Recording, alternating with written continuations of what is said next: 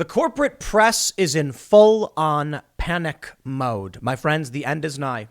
The system of lies and manipulations cannot survive much longer.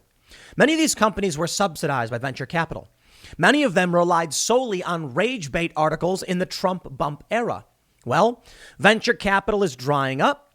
We're now in the Trump slump era because Trump is no longer president, and something else is happening. Subscription platforms are allowing individuals to create their own content and sell it directly to their fans. This is the subscription era. And there's a new company called Substack. I shouldn't say new, but a company gaining prominence is Substack. The New York Times comes right out and admits it. Why we're freaking out about Substack, a company that makes it easy to charge for newsletters, has captivated an anxious industry because it embodies larger forces and contradictions. My friends, this is a good day. It's good news for most of us. I'm sure there are many people who watch my videos and they're pro-corporate shills and they love suckling the teat of venture capital for their news outlets. I'm sure most of the people who watch this, though, they watch channels like mine because we are sick of being lied to. We are sick of the manipulation. How many stories do I need to pull up to prove to you once and for all they just keep lying? Recently, riots erupted in Minnesota. Well, just outside of Minnesota. I'm sorry, just outside of Minneapolis in Minnesota.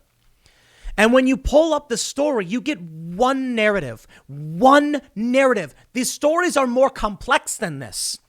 Reportedly pulled over for having air freshener, the police killed him. Are you going to tell us at all what was really going on? Are you going to do any research on this? What about the Chauvin trial? Prosecution says Chauvin was not permitted. Witness says not trained. All of these stories, Chauvin bad, Chauvin bad, Chauvin bad. It's like the defense doesn't even exist.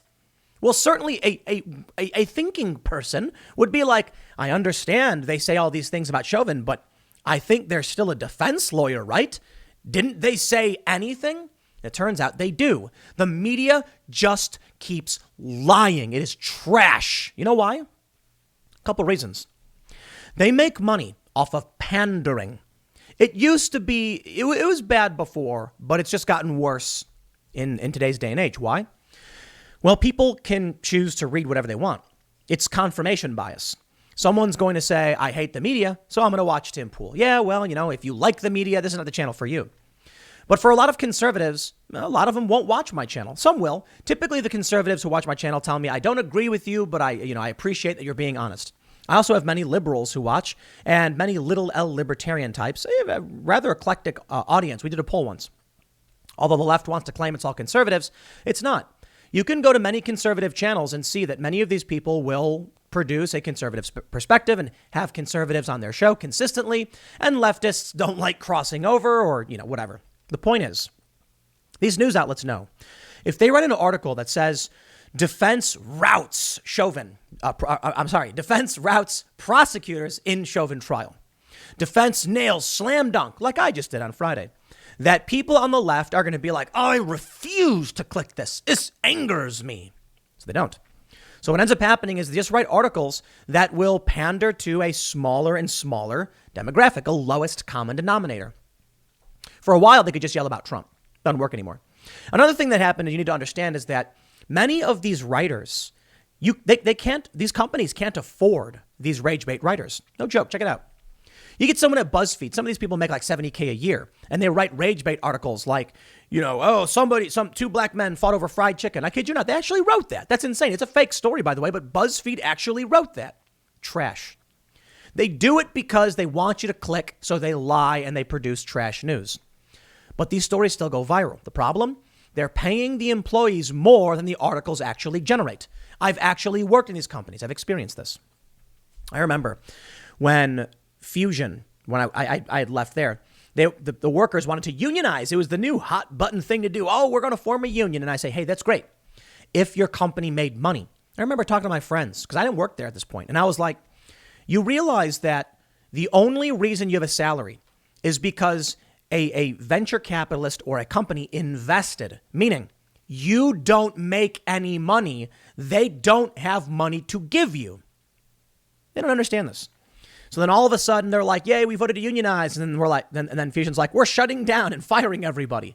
Because listen, many of these big companies like Vice, operate on investment, not revenue or profit, especially not profit. They get $500 million in an investment, and they use that to pay the salaries of people who write this garbage. The woke, crazy people are propped up by venture capital. Now that that is drying out, these companies are failing. It doesn't work. So this is a twofold victory, my friends, and we'll read it. The twofold victory is that the woke cancel culture types are losing their power because they're not propped up by any function of capitalism. I shouldn't say that. Actually, venture capital is a function of capitalism. What I mean to say is no one's reading their article and then they're making a bunch of money and then keeping doing it. For the most part, there are many grifters who do get rich off this stuff by multi-million-dollar mansions, fighting for Black Lives Matter and things like that. But hey, more power to them, I suppose. But many of these writers don't do this. They're just siphoning away money. It doesn't work. I've witnessed this. And then we have the corporate shill journalists who will say whatever they have to say to try and get more clicks. So sometimes it does overlap with the woke. Well, they're losing out too. People have a choice. Substack is a platform where you can write an article and people can pay a monthly fee. I think most people are doing like $5. Some people do $10. And then you get access to their articles. It's very much like Patreon. All of a sudden, the people who don't like this stuff are saying, why subscribe to the New York Times? I don't care. I'll subscribe to Glenn Greenwald or Matt Taibbi or Andrew Sullivan. And now you can see exactly why the New York Times straight up says we are freaking out about Substack. But don't let me. I got more. The New Yorker says Substack is a scam in the same way that all media is. All right, I guess that's fair to point out.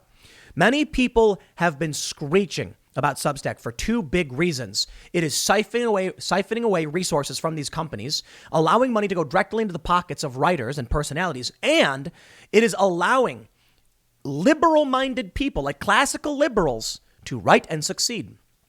Here's one Medium post. Oh, Medium. See, Medium's very similar to Substack. Substack is not a neutral platform. The newsletter platform is the latest tech company to turn a blind eye to anti-trans arguments. We also have this one. Why notes on the crises for Substack says, I am leaving Substack. Basically pointing out that people like Glenn Greenwald and these other individuals are making tons of money and coming over to Substack and succeeding. And they all start to know it now. They all start to know. Substack has people on their platform who are not woke cultists. Because of this, many of the woke cultists are demanding collective action.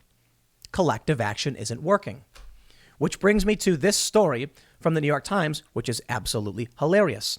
We can see in this photo, Danny and Grace Lavery in Brooklyn both have signed contracts with the newsletter platform, Substack.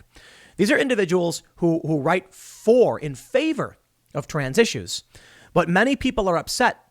They wanted the Laverys, Lavery is how you pronounce their name, to join them in collective action against Substack. It's hurting us. And they said, I don't know, money's good. So it's not all bad for the woke, but the fact that the woke was not able to leverage wokeness towards a cancel culture end is profoundly good news. The power is waning.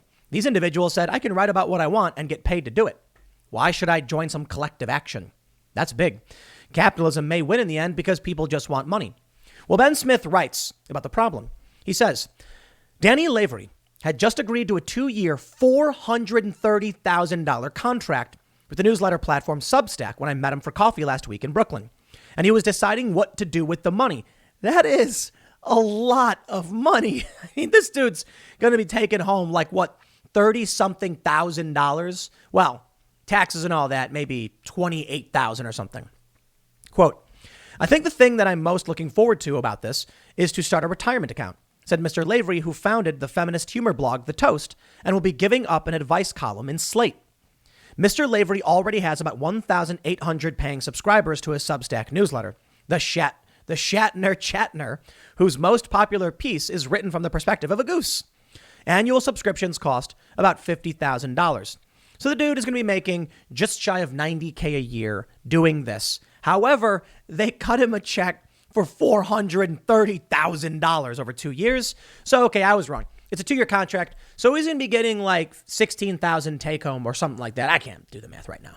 But, he'll be getting a lot of money every month, plus his subscribers. They say the contract is structured a bit like a book advance. Substack's bet is that it'll make back its money by taking most of Mr. Lavery's subscription income for those 2 years. The deal now means Mr. Lavery's household has 2 Substack incomes. His wife, Grace Lavery, an associate English professor at Berkeley, who edits the Transgender Studies Quarterly, signed on for $125,000. It's funny. The woke people are outraged. They're threatening to leave. I think I have a tweet from Michael Tracy. Okay, maybe I don't. They're threatening to leave because the people like Glenn Greenwald and Matt Taibbi that are making money, they don't like that idea. They don't like the idea that people who should be canceled are getting rich. Glenn Greenwald was forced to resign. They say he was trying to write bad things about Joe Biden. Now Glenn Greenwald's making 6 figures on Substack. I think Glenn said he's making less money, but you can make a lot of money. In the New York Times article, they write that some people are making 7 figures off of just 10,000 subscribers. Can you hear that again? Wait, hold on a second. Making 7 figures off of just 10,000 subscribers? Man, this channel's got 1,088,000 subscribers. And that's Substack business. But to be fair, that's why we started timcast.com. The reality is, now it's better than ever to strike back at the corporate press, the liars, the manipulators, and it's working, my friends. We are winning. Each and every one of you who went to timcast.com and became a member, you're empowering me to go above and beyond what many of these people do. And I want to tell you something. This is all good news. You get the point. Now, this person you say is a Berkeley transgender writer, and you might be saying, I disagree with that. Listen, they were previously working for Slate, the far left blog. They left that. Now they're independent with only 1,800 subscribers. They're going to be getting way less views, but with core fans. That's good. Slate probably gets millions of downloads or readers or whatever. His article is going to get way less traffic. Hey, it's a win-win. They get money. They have less viewership for everybody, so you don't like their ideas. Regardless, it's irrelevant. In the end, the individual is empowered, and I think that's good. The people trying to make money off these articles won't be able to anymore. It's a good thing. I'm looking at this, and I'm seeing I feel massively optimistic. I'm so excited to see Matt Taibbi and Glenn Greenwald doing so well because they have been absolutely killing it. We need to come together, left, right, moderate, whatever, calling out the authoritarians and the woke cult. I don't care what your cult is. You want to rag on QAnon because you think they're crazy? Do so with my blessing. The issue for me, the QAnon people don't run major corporate institutions. They have been gaining massive power, and now we are seeing the tides turning. But I want to point something out. My disappointment a little bit. My disappointment in what we're seeing. There are a lot of high-profile speakers, commentators, personalities. And you look at these numbers, you have to realize something. For one, you can see the New York Times saying they are freaking out, and it's kind of funny to see that. And you can see the National Review writing the hand-wringing media freak out over Substack. Look at that. They even show Brian Stelter. Brian Stelter's Reliable Sources newsletter. CNN's Carrie Flynn proposed recently that Substack is a problem because it provides a living for figures who attack journalists or stoke fears about transgender people, and do so without the type of editorial oversight she'd prefer. Oh no, the corporate press! You're losing the ability to control the narrative, and individuals can speak to their own followers now. It's amazing. But I'll tell you why I'm upset. Let me show you some math real quick. In the article, they called Ben Smith, I like Ben Smith, but he calls Glenn Greenwald a libertarian. Excuse me? Glenn Greenwald's a progressive, man. But he says, look what he writes. This new direct-to-consumer media also means that battles over the boundaries of acceptable views and the ensuing arguments about cancel culture, for instance, New York Magazine's firing of Andrew Sullivan, are no longer the kind of devastating career blows they once were. Only Twitter retains that power.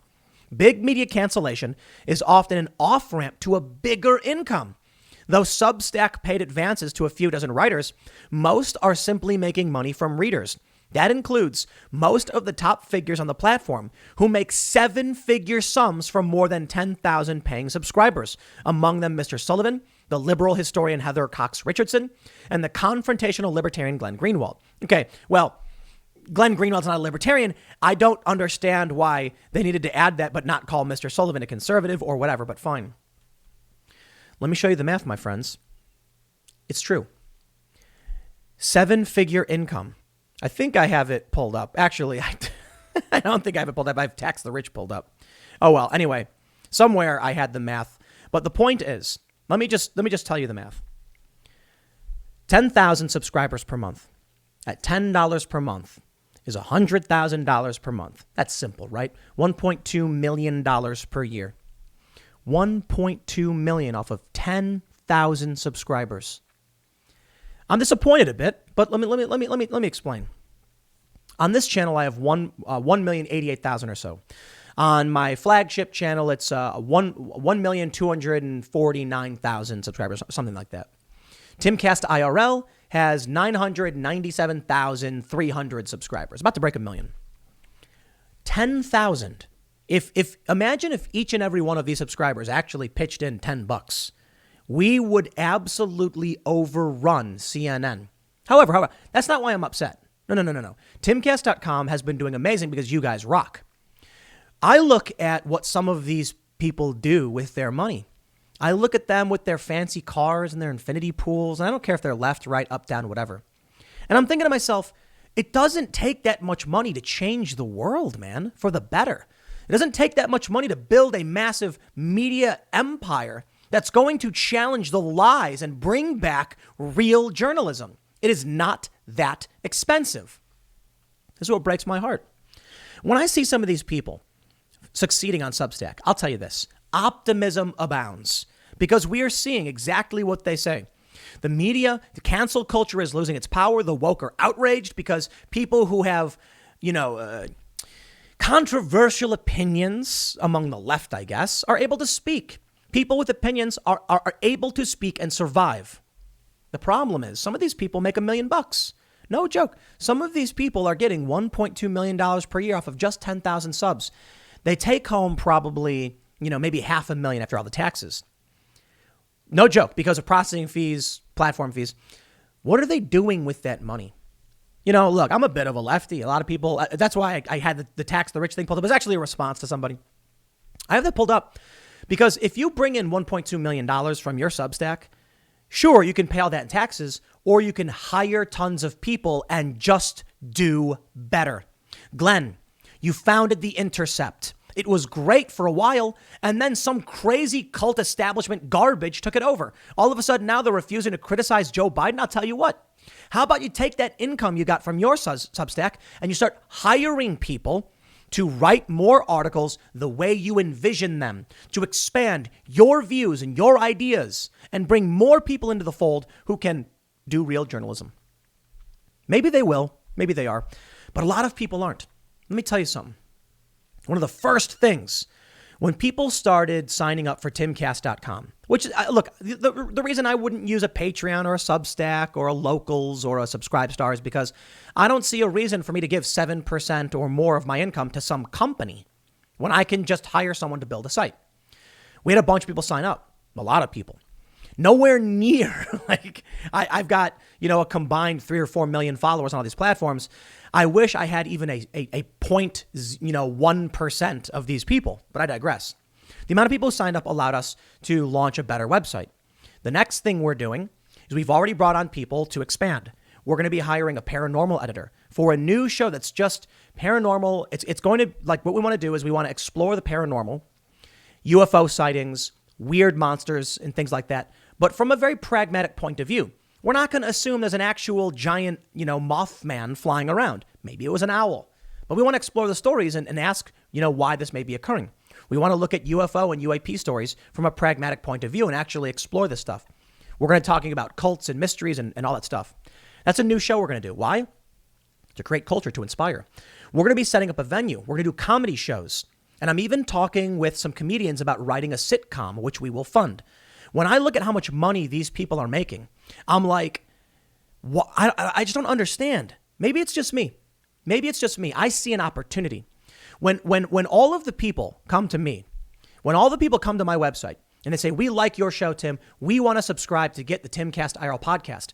The last thing I'm thinking of is an infinity pool, a retirement account even. I'm not thinking about myself. I'm thinking, who can I bring on? Who can I empower? What more can I do to make everything better? So already, we filmed a vlog. We've got the space being built. We want to inspire people to come out and do fun, cool things, to inspire people to speak freely, to be nice, not mean, not snarky. So we're going to do a lot. We're going to make movies. We're going to make shows. It's not all going to be politics. We're going to inspire people, and we're going to inspire classically liberal values. I don't mean what we, when we think of politics liberal, I'm not talking about that. I'm talking about the rights of the individual, free inquiry, free thought expression. That's what I'm going to do. And I'm going to spend every cent in that direction. I am going to be continually empowering people. And we're going to bring up regular people to come out and hang out and allow them to be part of this. So here's the point of this whole segment. I see more and more of these tweets where people are like, Substack is destroying everything. And I love it. It's good. It's amazing. The cancel culture lunatics are losing power. It's not working anymore. Then I see the corporate press freaking out. Even Ben Smith, who I like, saying Glenn Greenwald's a confrontational libertarian. What are you talking about? The guy's never identified that way. He's progressive. He's like a Bernie Sanders guy. Whatever. They're freaking out. They're scared. Good. Now, beyond that, I am disappointed. I'd like to see more people funding more awesome stuff. But I guess, for most people, they do their job and they're happy with the money they make. Now, as much as the left doesn't want to admit it, philosophically and ideologically, I'm pretty left. So, what I'm going to do? The money that comes to me isn't going to go into my pocket for an infinity pool or for, monster trucks or whatever. No lie. I mean, I'll buy myself stuff, but it's all going to be useful in the direction of expanding culture and making fun things happen. First and foremost, we are hiring a news editor, probably a news writer and editor, and a fact checker. So we're going to have the fact checker in a different part of the building. And when the editor writes a story, the fact checker is going to go through it and verify it. So we're going to actually have fact checkers here, even though we're only be writing like 5 articles a day, maybe just like blogs and cultural issues. But we're going to do that. We're going to make sure that we get everything right. We're going to make shows, sitcoms, short films, series, vlogs. We're going to fund contests, skate park stuff. We're going to fund, a BMX, rollerblading, skateboarding, scooting, all that stuff. We're going to have events. We're going to film it because we're going to use the resources that come our way from all of you as members to fuel something bigger, a movement, not of anything grand and political, grandiose and political. No, it's not going to be about voting for anybody. I don't care. It's about building culture. It's about inspiring people to stand up for themselves, to feel comfortable, to be free, and to treat each other, no matter where you come from, no matter what you believe, no matter who you love, with respect. Not like the woke cultists who want to judge you based on your race and their far right counterparts who believe almost the same thing. I don't want none of that. I don't want to watch some dumb show where they stage these ridiculous plot points where it's like overly woke trash. It's what they've been doing kind of with, the Falcon and Winter Soldier. I don't care for that. Look, you can put some stuff in there to get a point across for your politics or ideology. I'm fine with that. But when they do like in Captain America, the cops pull over and they're like, is this man bothering you, Bucky, because Sam is a black dude? I'm like, come on, man. Over the top. Had nothing to do with the story. Do it well or don't do it at all. More importantly, just make cool new shows. And here's the other thing.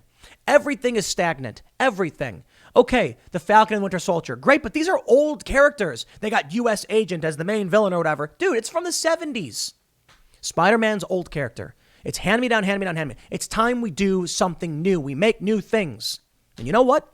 I'm willing to spend the money to have someone make something new. And if it doesn't work, we tried. I'm not doing this to be a billionaire. I'm not doing this to take over the media empire and make money for shareholders or anything like that. I'm doing it because it's an important service for the people of this country and the world. I'm doing it because I want to inspire others to be good people. And in return, I am rewarded through capitalism. People like the content. They pay for it. So I'll tell you this. We are winning this fight. That's great news. People are freaking out and cancel culture is losing its power. The flip side of this, when you go and support timcast.com, I'll tell you what, that money that comes in every day, I'm calculating what's the next mission? Who's the next person we bring on? How do we make this bigger? And we are growing fast. It's not so super easy because quality control is an issue. I'm trying to make sure that people we bring in aren't going to be disruptive or damage things. And they really do believe in the idea of making fun, exciting content for everybody. They want to inspire people and they want to teach them to respect one another and to be individuals and say, let's all just get along and have fun, right? So it is hard to expand. A lot of people are like, you should just hire 20 people right now. I can't just do that. We have to grow as we can grow. News editors are coming. Timcast.com is going to start producing articles, commentary in the vein of what I do, not conservative, fairly moderate positions, critical and pointing out as much as we can. And we'll try and do both sides. And we'll probably end up debunking a lot of left stuff because they tend to not be producing the truth. And when conservatives produce dishonest stuff, we'll do the same thing as well. The problem, I'll tell you this. When I look at conservatives, for the most part, I have a disagreement with them. They tend to be, many of the prominent personalities, putting out factual information. Tucker Carlson, for instance. You might disagree with him, but the left will call him a liar, and they'll put out false information, falsely framed information, or lies. Not all of the left, but too many of them. I'll give a shout out to Jimmy Dore because he's legit. He's a left-wing guy who's honest. And there's a few others. Kyle Kalinski's pretty good. We're not all geniuses. We can't all know. We don't all know everything. But I look at like Steven Crowder. He gets his facts straight. When he makes a mistake, he corrects it. But he's of conservative opinion. So we're going to get along. I disagree with you on your tax policy. I disagree with you on your tax policy. But we agree on the law that was passed. That's what we got to do. We're going to make a difference. I'm stoked. I really, really am. I'm excited for this. Normally I don't know. Maybe this segment was a little weird for my normal routine, but when I saw the media, it's been a several months long panic over Substack and what it means. I'm like, we're winning, dudes. The good guys are going to win. I don't know what this means in the short term, but this is good for us. We'll see how it plays out. Go to timcast.com, become a member if you believe in everything I just said. And thank you all so much. I'll see you all in the next segment coming up at 4 p.m. over at youtube.com/Timcast. Thanks for hanging out.